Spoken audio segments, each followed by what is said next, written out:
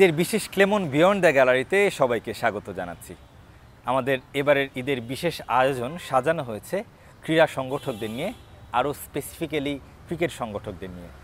আমি আজকে এমন একজনের সাথে গল্প করব যিনি দীর্ঘ সময় ধরে ক্রিকেটের সাথে জড়িত এবং পাশাপাশি অনেক সভাপতি এসেছেন ক্রিকেট বোর্ডে, অনেক ক্ষমতার পালাবদল হয়েছে, কিন্তু 3 দশকেরও বেশি সময় ধরে তিনি ক্রিকেটের সাথে জড়িত এবং 2 যুগ ধরে তিনি বিসিবির ডিরেক্টরশিপের দায়িত্বে আছেন। কথা বলবো মাহবুব আনামের সাথে। মাহবুব আনাম ভাই, আপনাকে অসংখ্য ধন্যবাদ এবং স্বাগত আমাদের আজকের এই আয়োজনে। আপনাদেরকে ঈদ মোবারক এবং স্বাগত। যেটা বলছিলাম, মাহবুব ভাই, অনেক সভাপতি আপনি দেখেছেন, ক্রিকেট বোর্ডের অনেক পালাবদল আপনি দেখেছেন। সেই 2001 সাল থেকে ক্রিকেট বোর্ডের পরিচালকের দায়িত্ব পালন করছেন। এই জার্নিটা, থ্রু আউট দ্য জার্নি কেমন ছিল এবং সোফার কেমন যাচ্ছে আপনার? প্রথমে বলবো যে ক্রিকেটের সাথে আমার সম্পৃক্ততা অনেক আগের থেকেই। নিজে খেলোয়াড়ি জীবন ছিল, খেলোয়াড়ি জীবনের পরে সংগঠক হিসাবে ক্লাবের সাথে সম্পৃক্ততা। আমি একটা ক্লাবেই খেলেছি বলতে পারেন, মোহামেডানের সাথে, এবং দীর্ঘ সময় ধরে সেই ক্লাবের সাথে আমার সম্পৃক্ততা রয়েছে। ক্রিকেট বোর্ডটা ধরেন আমরা ফুল মেম্বারশিপ হওয়ার আগে একদম সিসিডিএম ভিত্তিকই ছিল যেটা বলে। তো সেখানে যেহেতু মোহামেডান একটা বড় মানের ক্লাব ছিল, রোল প্লে করতো, সেখানে আমি 85-তে খেলা ছাড়ার পরে মোহামেডান ক্লাবের বিভিন্ন পদে ছিলাম। ক্রিকেটটা ছাড়তে পারিনি। আমি বুয়েটে থাকতে ক্রিকেটে ব্লু পেয়েছি, বাট ওই ক্রিকেটটা আমার মনে হয় একটা প্যাশনের জায়গা। ওইটা আমার কর্মস্থল আমি ধরি না, যে আমি মনে করি যে ক্রিকেটটাও আমাকে অনেক কিছু দিয়েছে, আমি যদি তাকে কিছু দিতে পারি। তো সেই অনুপাতে সিডিএমের পা গড়িয়ে ক্রিকেট বোর্ড যখন নির্বাচনের পদ্ধতিতে আসলো, প্রথম বছর মোহামেডান বিপক্ষ দলে ছিল। সেটা মানে আরেকটা জিনিস হয়েছে যে ক্রিকেটের এই জার্নিতে আমি বিভিন্ন সরকার বদল দেখেছি, তার সাথে বিভিন্ন ইনফ্লুয়েন্স এসেছে। আমি 2001-এ ডিরেক্টর, অ্যাডহক কমিটি, আমি জেনারেল সেক্রেটারির পদে ছিলাম, বিভিন্ন পদে ছিলাম, সবসময় যে ডিরেক্টর তা নয়। সিনিয়র ভাইস প্রেসিডেন্ট ছিলাম, এক সময় ভাইস প্রেসিডেন্ট ছিলাম। তো এই জার্নিতে বিভিন্ন সময় বিভিন্ন দায়িত্বে ছিলাম। সবসময় একটা জিনিস চেষ্টা করেছি যে ক্রিকেটকে যেন সামনের থেকে সহযোগিতা করতে পারি, বাংলাদেশ ক্রিকেটকে উন্নয়নের পথে নিতে পারি। এবং এই জার্নিটাতে কিছু কিছু জায়গায় আমাকে অত্যন্ত তৃপ্তি দেয়। সেটা আমি বলবো 2011 বিশ্বকাপ, যেখানে আমাকে 3 দেশ মিলে আমাকে কনভেনার বানিয়েছিলেন। এটা এমন একটা অভিজ্ঞতা যেটা একটা ওয়ার্ল্ড ইভেন্টে নিজে সামনে থেকে সেটাকে পরিচালনা করার অভিজ্ঞতা হয়েছে। জি, এক প্রশ্নে অনেকগুলা উত্তর পেয়ে গেছি মাহবুব ভাই। স্মরণীয় মুহূর্তটা কি 11 বিশ্বকাপের সেই কনভেনিয়ারটাই? হ্যাঁ, 11 বিশ্বকাপে অবশ্যই মনে করি যে এটা একটা বড় সম্মাননা আমার। কারণ আপনি জানেন যে বাংলাদেশের পরিপ্রেক্ষিতে সর্বোচ্চ পদটা কোনোভাবে পলিটিক্যালি ইনফ্লুয়েন্স থাকে। আমি যেহেতু কোনো দল বিশেষের সাথে সম্পৃক্ত না, আমি সবসময় ক্রিকেটটাকে সামনে থেকে দেখেছি। সেখানে প্রথমে 4 দেশ, পরে 3 দেশ ব্যাপী একটা টুর্নামেন্টের এত একটা গুরু দায়িত্ব আমাকে দেওয়া, আমি মনে করি এটা আমার ক্রিকেট ক্যারিয়ারের একটা ফেদার, এবং এটা একটা সম্মাননা মনে করি যে আমার যে যোগ্যতা সেটার একটা ট্রু সম্মাননা হয়েছে। জি মাহবুব ভাই, এত বছর ধরে ক্রিকেটের সাথে আপনি জড়িত, তারপরও আমরা স্পেশালি লক্ষ্য করি এত বছর ধরে যে আপনি অনেকটাই স্বল্পভাষী এবং অন্তরালে থাকতে পছন্দ করেন। এর পেছনে কারণটা কি? আমরা অনেক চেষ্টা করি, অনেক সময় আপনার একটা ইন্টারভিউর জন্য আপনাকে নক দিই, কিন্তু সবসময় তুলনামূলকভাবে অন্যান্য পরিচালকদের থেকে আপনি কিছুটা কম কথা বলতে পছন্দ করেন। দেখেন, আমি ফজলার ক্যারিয়ার কোর্স থেকে পাশ করি। আমাদের ওইখানে একটা মটো ছিল, ডিডস নট ওয়ার্ডস। আমি সেটা অন্তরে বিশ্বাস করি, কথা নয় কাজ। কারণ আমাদের এখানে স্বাভাবিকভাবে মিডিয়াটা এমন একটা পর্যায়ে এসে গেছে, এটা হয়তো গুণগত মান থেকে আমি মনে করি অনেক জায়গায় ডিফারেন্স আছে। আমি যেভাবে চিন্তা করি হয়তো সেভাবে আপনারা চিন্তা করেন না, কারণ আমাদের দর্শকরা অন্যভাবে দেখতে পছন্দ করে। আসলে পরিচালকদের দায়িত্বটা কি? আমরা বোর্ডে নীতিমালা করব, আমরা পলিসি করব, আমরা দিক নির্দেশনা দেব, বাকি কাজ কোচের কাজ করবে, অ্যাডমিনিস্ট্রেশনের কাজ করবে। কিন্তু আমাদের দেশে এটা একটা প্রচলিত প্রভাব হয়ে গেছে যে প্রেসিডেন্ট যিনি থাকবেন এবং পরিচালকরাই কথা বলবেন। আপনি যদি অন্যান্য বিশ্বের ক্রিকেট বোর্ডগুলোতে দেখেন, আপনি ওখানে প্রেসিডেন্টদের নাম আপনি জানেন কি না জি, এক্স্যাক্টলি বুঝবেন না, কিন্তু আমাদের এখানে আমাদের প্রেসিডেন্টকে প্রতিদিনই টেলিভিশনে দেখা যায়। তো আমি অনেক সময় মনে করতাম যে আমাদের দেশের প্রধানমন্ত্রীর পরেই মনে হয় আমাদের ক্রিকেট বোর্ডের প্রেসিডেন্ট।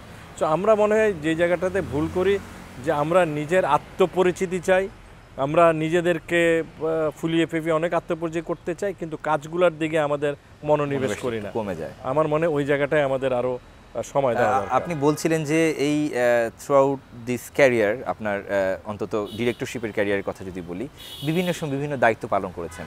কোন দায়িত্বে আপনি সবচেয়ে বেশি কমফোর্ট ফিল করেছেন?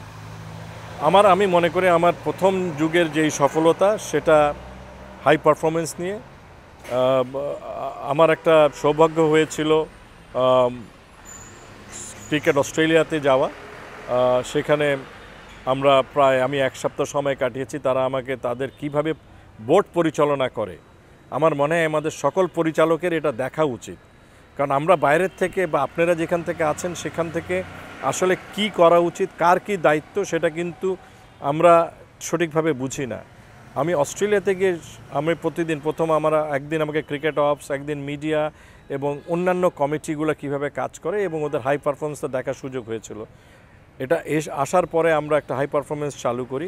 আপনি জানেন প্রয়াত আরাফাত রহমান তখন হাই পারফরমেন্সটা দেখতেন। আমি তার সাথে সেক্রেটারি হিসেবে কাজ করার সৌভাগ্য হয়েছে। তার আগে সাবের সাহেবও কিছুটা দেখেছেন। তো ওই সময় আমরা যেটা, কারণ বাংলাদেশ তখনও একটা হাঁটি পা করে ক্রিকেট বিশ্বে আসছে। আজকে বলতে দ্বিধা নেই যে যেই পাণ্ডবের কথা আমরা বলি, তারা কিন্তু ওই যুগের প্লেয়ার এবং ওই হাই পারফরমেন্স সেন্টারের থ্রুতে তারা আমাদের ক্রিকেটে পদার্পণ করেছে।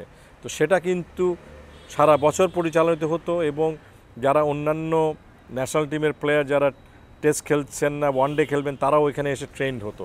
তো আমার কাছে মনে হয়েছে যে ওই জিনিসটা আমাদের ক্রিকেটকে অনেক কিছু দিয়েছে এবং দিতে পারতো, বাট পরবর্তীতে বিভিন্ন সময় সেটাকে বিভিন্নভাবে পরিচালিত হয়েছে। এবং বর্তমানে যখন আমি এসেছি আমি দেখেছি যে এটা একটা খণ্ডকালীন একটা প্রোগ্রামে পরিণত হয়েছে। বুলবুল যেহেতু তার অনেক অভিজ্ঞতা আছে হাই পারফরমেন্স রান করার, সে আশা করব যে সেই হাই পারফরমেন্সটা তার স্বীয় পর্যায়ে আমরা যেন স্থাপন করতে পারি। কারণ এই জায়গাটাতেই কিন্তু আমরা আবার অনেক কাজ করার জায়গা আছে এবং কারণ আমরা যে প্লেয়ারগুলো পাচ্ছি তাদেরকে আমরা পূর্ণাঙ্গ করে পাচ্ছি না, সেই জন্যই আমাদের পারফরমেন্সটা অনেক সময় উঁচু নিচু হচ্ছে। মাহবুব ভাই, যেটা শুরুতেই বলছিলাম যে বিভিন্ন সভাপতি বিভিন্ন সময় এসেছে গেছে এবং পাশাপাশি একটা পলিটিক্যাল ইনফ্লুয়েন্সের কথা আপনি বলছিলেন যে থাকে, আপনি কনস্ট্যান্ট রয়ে গেছেন। এই ফিল্ডটা কেমন এবং সেটার পেছনে একটা কি বড় ভূমিকা পালন? একটা অবশ্য আপনি বুঝতে পারেন যে আমি মোহামেডানকে রিপ্রেজেন্ট করি, সেটা বাংলাদেশের স্পোর্টসে একটা স্তম্ভ। হয়তো সেই জায়গা থেকে আসার জন্য হয়তো একটা স্থান আমাকে করে দিয়েছে। সব সময় যে খুব সুখী ছিলাম সেটা বলবো না, অনেক ফ্রাস্ট্রেশনেরও কারণ রয়েছে, অনেক কিছু করতে চেয়েছি করতে পারিনি। কারণ হয়েছে যে যেটা আমি বললাম, আমার কাছে মনে হয়েছে আমাদের বোর্ডের ডাইরেক্টরদের ইন্ডাকশন নাই। আমরা এসে একটা জায়গায় বসছি। আমার আরেকটা অভিজ্ঞতা হচ্ছে, যেহেতু আমি কর্পোরেট ওয়ার্ল্ডে আছি, আমি বিভিন্ন ফাইন্যান্সিয়াল ইনস্টিটিউশনের বোর্ডে আছি, সেই বোর্ডগুলো যেভাবে পরিচালিত হয় সেই অভিজ্ঞতা আমাকে হেল্প করেছে। আমি যেটা মনে করি যে অনেক সময় যারা এসছেন তারা আমার অভিজ্ঞতাকে ব্যবহার করেছেন, তাদের স্বার্থে ব্যবহার করেছেন, যে যখনই কোনো জায়গায় সমস্যা হয়েছে তারা আমাকে সামনের দিকে ঠেলে দিয়েছেন। একটু পেছনে ফিরে যেতে চাই। আপনার খেলোয়াড়ি জীবনটা, আপনি বলছিলেন যে মোহামেডানের সাথে আপনি জড়িত এবং সেখান থেকেই আসলে আপনার উত্থানটা। আপনি নিজে ক্রিকেট খেলেছেন, সেই সময়ের ক্রিকেট এবং এখনকার ক্রিকেটের একটা বিস্তর ফারাক রয়েছে। সেটা কেমন লাগে আপনার কাছে এই পার্থক্যটা? আমরা যখন ক্রিকেট খেলতাম, ক্রিকেটটা ছিল বলতো স্পোর্টস অফ এ লাইফ, মানে কিছুটা শিক্ষিত সমাজেই ইউনিভার্সিটি এলিট শ্রেণীর খেলা হিসেবে ছিল। সেখান থেকে পরিবর্তন হয়ে এখন ক্রিকেট আপামর জনসাধারণের খেলায় পরিণত হয়েছে। সেটা একটা বড় পরিবর্তন। আমি মনে করি এটা ক্রিকেটের সার্থকতাই প্রমাণ করে এটাকে। আমরা খেলেছি আনন্দে, তখন কিন্তু একটা খেলা খেলতাম না, আমরা শীতে ক্রিকেট খেলতাম, বর্ষায় ফুটবল খেলতাম। আমি আর তখন যারা স্পোর্টসের সাথে জড়িত ছিল তারা কিন্তু একক খেলা খেলতো না। সালাউদ্দিন সাহেব যিনি আগের ছিলেন উনি ক্রিকেটও খেলতেন, উনি সাদেক ভাই খেলতেন,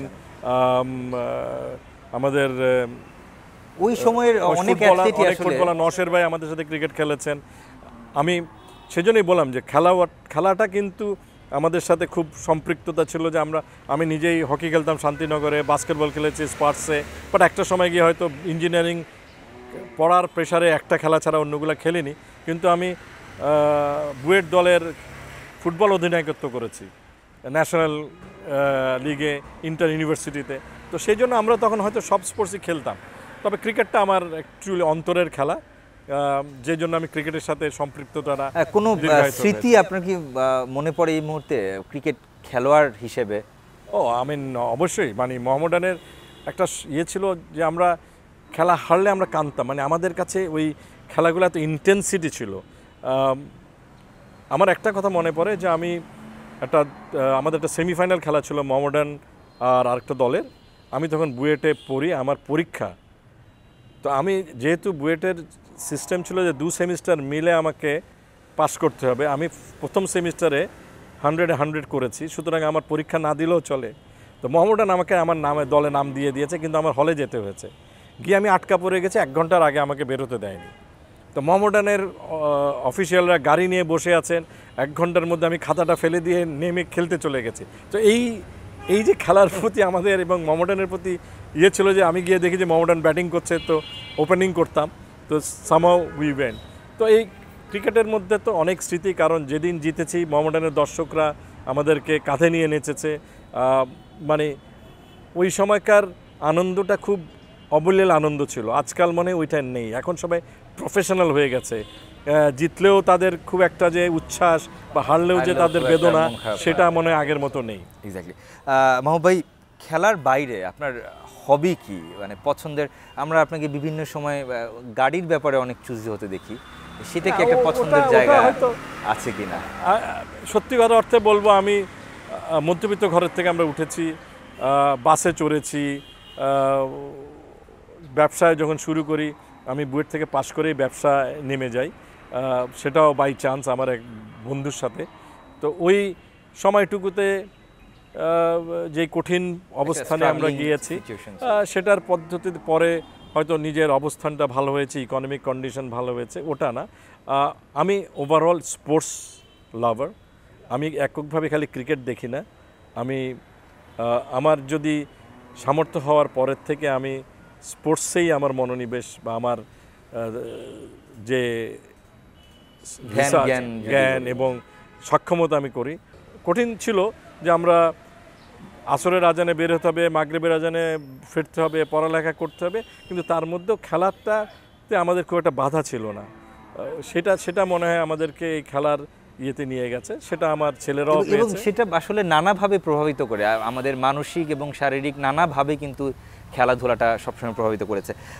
ফুটবলের এক ধরনের জাগরণ আমরা লক্ষ্য করছি জাতীয় দলকে কেন্দ্র করে, এইটাকে কিভাবে দেখেন আপনি? এনজয় করেন কিনা সেই জায়গাটা থেকে কিছুটা ক্রমাবনতি ক্রিকেটে, কিছুটা আপনাকে ভাবায় কিনা এই বিষয়ে? না, আমি কিন্তু বাংলাদেশের যে কোনো স্পোর্টস ভালো করলে আমি আনন্দিত হই। আমি যেটা বলেছি যে ফুটবলও আমার কাছে একইভাবে একটা ভালো স্পোর্টস, ক্রিকেটটা যেহেতু দলের অধিনায়ক ছিলেন, যে আমার একটা প্যাশনেট, আমি মনে করি ফুটবলের জাগরণটা আরও আগে হওয়া উচিত ছিল একইভাবে। কারণ আমরা চাই অ্যাথলেটরা এসে ডিসাইড করুক, কম্পিটিশান থাকুক স্পোর্টসের মধ্যে, তাতে করে আপনি আরও ভালো অ্যাথলেট পাবেন। আমি আগেও যখন হেলাল ভাই যখন জেনারেল সেক্রেটারি ছিলেন, আমি ক্রিকেটের জেনারেল সেক্রেটারি ছিলাম, আমি কিন্তু ওনার সাথে অনেক সময় বসেছি, আমি শেয়ার করেছি যে আমরা কিভাবে আমাদের ক্রিকেট ডেভেলপমেন্ট প্রোগ্রাম করছি, বিকজ আমার কাছে মনে হয়েছে আমাদের এই নলেজগুলো শেয়ার করা উচিত। আমি যে সংগঠক হিসেবে ক্রিকেটে যা করতে পেরেছি, আমি অন্য স্পোর্টসেও তা করতে পারবো আমি মনে করি। তো সেখানে আমাদের এই নলেজ শেয়ারিংটা আমাদের মানে সকল ফেডারেশনের মধ্যে থাকা উচিত, আমাদের মধ্যে কোনো বৈরিতা থাকা উচিত না।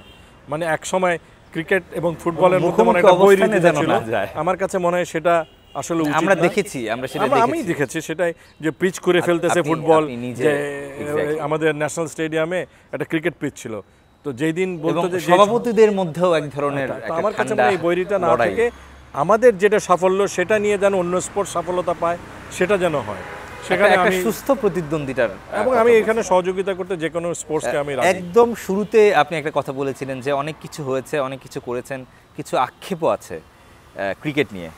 সেই আক্ষেপটা কি, আপনি কোথায় দেখতে চান দেশের ক্রিকেটটাকে?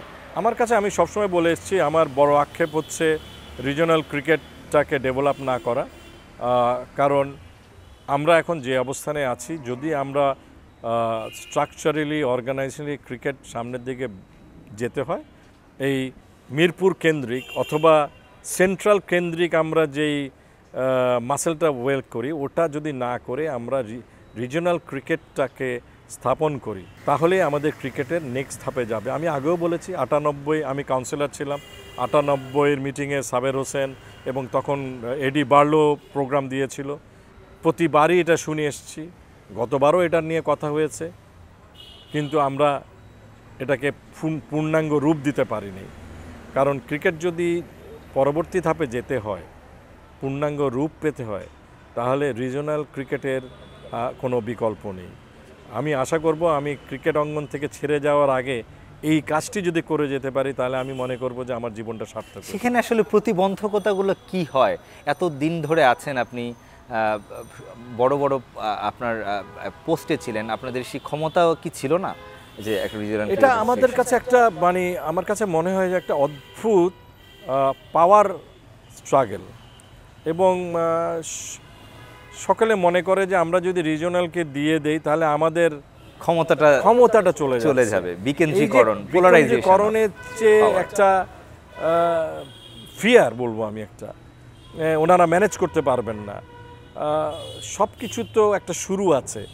প্রথমেই যে আপনি সাকসেসফুল হবেন, আমি বলেছিলাম যে একটা পাইলট প্রজেক্ট করি, এখন বুলবুল রাজি হয়েছে বর্তমানে যে আমরা পাইলট প্রজেক্ট করে আমরা একটা দুটা জায়গায় ওই স্ট্রাকচারটা, কারণ বিসিবি কিন্তু কর্তৃত্ব হারাচ্ছে না, রিজিওনাল ক্রিকেটকে বিসিবি অনুদান দেবে, তারা ওই রিজনে স্কুল ক্রিকেট, জুনিয়র ক্রিকেট লিগগুলা চালাবে, সেখান থেকে ন্যাশনাল লেভেলের ক্রিকেটগুলো বিসিবি চালাবে। এটা আমি ক্লাব পর্যায়ে, ক্লাব দেখে অনেকে মনে করেন যে আমরা ক্লাবরা আমাদের ক্ষমতা কুক্ষিগত করতে চায়। আমি বলবো যে সেটা ঠিক নয়, কারণ সিসিডিএমকে যদি আমরা বলি, ঢাকা আঞ্চলিক ক্রিকেট, ঢাকা মেট্রোপলিটন আঞ্চলিক ক্রিকেট সংস্থা যেটা বোম্বাইতে আছে, মুম্বাই ক্রিকেট অ্যাসোসিয়েশন এবং মহারাষ্ট্র ক্রিকেট অ্যাসোসিয়েশন, সবই কিন্তু ইন্টিগ্রেটেডভাবে থাকতে পারে, ঠিকই আসে। এক্স্যাক্টলি মাহবুব ভাই, আমরা আসলে চেয়েছিলাম আপনার সাথে একেবারে হালকা আলোচনা করবো, ক্যাজুয়াল আলোচনা, তারপরও আলটিমেটলি ঘুরে ফিরে সেই ক্রিকেটেই যেতে হয়। একটু যদি বলতেন যে একই সাথে আপনি একজন সফল ব্যবসায়ীও, এটা ক্ল্যাশ করে কিনা? আপনি ক্রিকেটেও সময় দিতে হয়, পাশাপাশি ব্যবসা বাণিজ্যও দেখতে হয়। এটা আমার অফিসের লোকজন বলতে পারবে, তবে সবচেয়ে বেশি বলতে পারবে আমার ঘরের লোক, আমার স্ত্রী, এবং পাশাপাশি আপনার পরিবারকেও তো সময় দেওয়ার একটা আমার বিষয় স্ত্রী থাকে। এবং আমার পরিবার। হ্যাঁ, ক্রিকেটে সংগঠক হিসাবে অনেক সময় দিতে হয়েছে। পারিপার্শ্বিকভাবে আমি আমার ট্রেড ইউনিয়নেরও প্রেসিডেন্ট ছিলাম, ফ্রেড ফরওয়ার্ডিং অ্যাসোসিয়েশনের। এটাতে অনেক সময় চায় এবং সেই সময়টা বের করতে আমাকে টাইম ম্যানেজমেন্ট করতে হয়েছে, অধিক সময় কাজ করতে হয়েছে, 16 ঘন্টাও কাজ করেছি অফিসের কাজ শেষ করে ক্রিকেটের। এবং অনেক সময় আমার ওয়াইফ বলেছে, তুমি মনে হয় ক্রিকেটের সাথেই ম্যারিড, নট উইথ মি। তো ওই ধরনের কথাও শুনতে হয়েছে, কষ্টকর ছিল এটা। তবে কিছু সার্থকতা আসলে, কিছু ভালো করলে বাংলাদেশ ক্রিকেট ওই তৃপ্তিটা পায়। অসংখ্য ধন্যবাদ মাহবুব ভাই আমাদের সময় দেওয়ার জন্য। আপনার এই এক্সপিরিয়েন্সটা সামনে আরও বেশি কাজে লাগাবে অন্তত ক্রিকেট বোর্ড, আমাদের সেই প্রত্যাশা থাকবে। এবং আপনি যেটা বলেছিলেন যে ক্রিকেট বোর্ডকে নিয়ে যতটা না আলোচনা হয়, তার চেয়ে বেশি আলোচনা আমরা ক্রিকেটকে নিয়ে হোক, সেটা আমি চাই। শেষ করছি ক্লেমন বিয়ন্ড দ্য গ্যালারি ঈদের বিশেষ এই অনুষ্ঠান। ভালো থাকবেন, সুস্থ থাকবেন সবাই।